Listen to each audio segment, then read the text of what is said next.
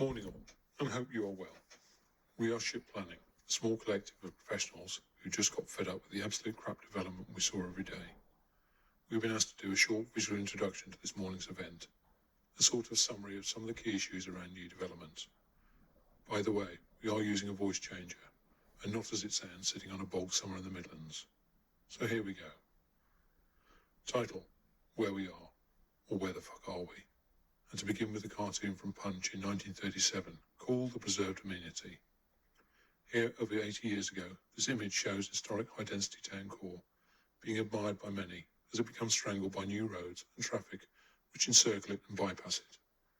New development stretching out in awkward low density in the fields around it. Sound familiar?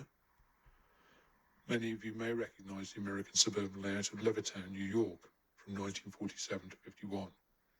Used in many an urban design and architecture course as the type of sprawling suburban development we should avoid if we are to create well-designed, sustainable places.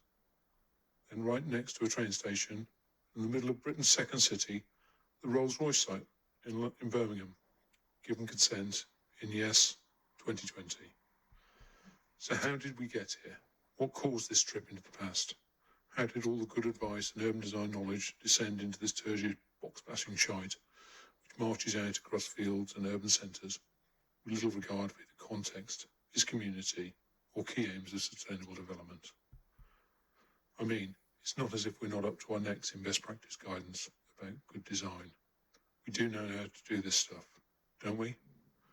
Sadly, it's no longer become the exception, and in many areas it's become the norm, pushed out by professionals proclaiming titles such as Master Developer and Master Planner. Even when you have a great local core of well-structured streets, buildings and spaces, we still churn out this endless dead worm, car-dominant monopoly box nonsense and rinse and repeat cycle as each local plan reaches its fruition. We write long documents in the form of design and access statements, which contain very little and illustrate the exact opposite of what is set out in the text. And without even a shred of irony or shame, we give schemes like this one in Sheffield a big jolly green building for life 12 tick. Hint, it comes nowhere near 12. We talk endlessly about local distinctiveness, but are happy to knock out buildings which are identical, whether they're in Bradford or Bodmin. The solution, well, according to some, just pop some local stone cladding on, and jobs are good 'un. It's now reached the point where this approach is mocked quite accurately in films and media. Films like Vivarium showing an endless featureless maze of identical sandcastle-type houses. Town centres aren't exempt from this race to a bland bottom rung of design. We now take historic buildings, conservation areas and great waterfront locations and churn this stuff out on a regular basis. Like an earlier slide, this site in Crewe is a 5-minute walk from the town centre and the train station, again set within the bones of a well-structured, built local form. The result, a consent for an endless tarmac groundscape with some additional uses scattered around the edge and between parked cars. A massive missed opportunity for a well-designed, high-density, city centre mixed-use scheme. Housing crisis? What crisis? This is only the beginning of the nonsense, because we then encircle these places in both urban and rural areas with large tarmac choke holes, access points, roundabouts and distributor roads which physically disconnect these housing bubbles from each other and their local neighbourhood. Yet more measures that bake in car dependency and remove the opportunities for active travel. While we provide maximum provision for vehicles to move in and out of developments, we're really terrible at ensuring measures for walking and cycling move beyond the site red line. And when it is provided, that infrastructure is sadly lacking and not connected.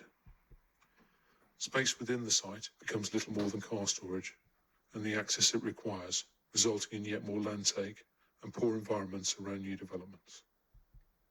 Play provision becomes nothing more than tokenism, fencing kids in the fear that they might dare to explore or have some actual fun. Space and landscape becomes secondary and little more than colouring in the spaces left over with green bits. It loses any structural contribution, becoming little more than decoration, or making sure we had the ping. Every few years we like to audit these places, and guess what we discovered? They're mostly CAC, Lots of hand-wringing and stroking of chin goes on, but we continue to do it again. We do hope this wasn't too depressing, and also hope that it promotes those of us who care into more passionate action to stop this and do much better. We are realistic and understand you can't always get everything you want, but we should want much better than this.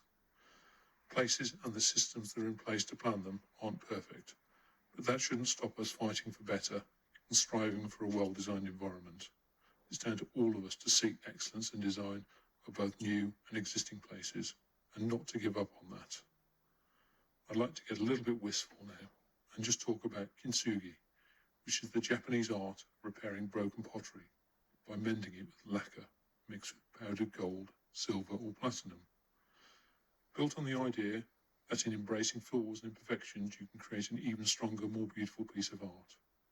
We would like to hope that this could be a metaphor for how we move forward in the built environment, and maybe how we begin to treat places as well as objects. We can do better, and in places like those shown here in Norwich, Cambridge and London, we are. There is, of course, another way. And that's us done. So thank you for taking the time to listen to our ramblings. While holding a mirror onto some of the shit we see, we hope it gives us the opportunity to set out a better future, not just for the built environment, but maybe more importantly, for those who use it and live in it. Thank you.